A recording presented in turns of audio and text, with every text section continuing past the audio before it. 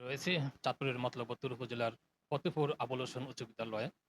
একটি বিষয় জানিয়ে রাখি, ২০২৬ সালে এসএসসি পরীক্ষায় এই উপজেলার মধ্যে এই বিদ্যালয়টি হলো সর্বোচ্চ রেজাল্ট করেছে এই অত্র বিদ্যালয়ে। আমি একটু কথা বলবো এই অত্র বিদ্যালয়ের প্রধান শিক্ষক মোহাম্মদ রজব আলী স্যারের সাথে। যে আপনারা এই যে ভালো ফলাফল করলেন, এটা আসলে কারণটা কি? আর আগামীতে আরো ভালো ফলাফল করার জন্য আপনারা কি কি পদক্ষেপ গ্রহণ করছেন একটু বলবেন? ধন্যবাদ আপনাকে।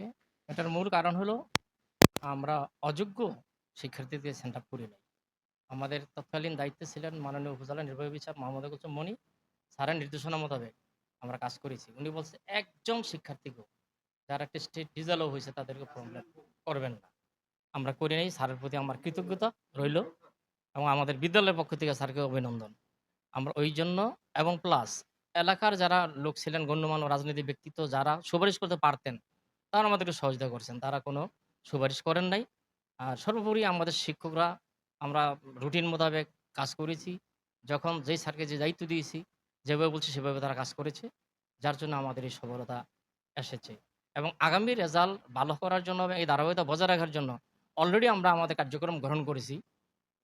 আমাদের অভিভাবক নিয়ে বসেছি, ছাত্রছাত্রীদেরকে নিয়ে বসেছি, এলাকার এলাইট পারসনদের নিয়ে বসেছি এবং আমাদের বর্তমান যে অ্যাডহক কমিটির সভাপতি জনাব গোলাম সারার মজুমদার, উনার সভাপতিত্বে গতকাল একটা মিটিং হয়ে গেছে। উনি এ পর্যন্ত ৩ টা মিটিং করেছে এই অভিভাবকদের নিয়ে ২৭ সালের যারা পরীক্ষার্থী এবং উনি যথেষ্ট দিক নির্দেশনা দিয়েছে। উনিও বলেছেন যে, "আমরা প্রশাসনের সাথে একমত। আমরাও কোনো ফেল করা ছেলেমেয়েদেরকে ফর্ম ফিল আপের জন্য সুপারিশ করব না।" কাজেই এই হুঁশিয়ার, এই সতর্কবার্তা শি শিক্ষার্থী এবং অভিভাবকদের জানাই দিয়েছেন। আমরা সেভাবে কার্যক্রম শুরু করেছি। আশায় রাখি আল্লাহ পাক যদি আমাদের সহায় থাকেন, আগামীতে আমাদের রেজাল্ট আরো ভালোই হবে। আগামী পরীক্ষায় এই রেজাল্ট আরো ভালো করার জন্য জি ভাই। শিক্ষার্থী এবং অভিভাবকদের প্রতি আপনাদের কোনো মেসেজ আছে? অবশ্যই মেসেজ আছে। শিক্ষার্থীরা যার, যার সন্তান সন্ধ্যার পরে বইলে বসে কিনা, কোথায় যায়, এই নজরদারি তাদেরকে করার জন্য আমরা ওনাদেরকে অনুরোধ করেছি। এবং শিক্ষার্থীরা যাতে করে মোবাইল হাতে না নেয়।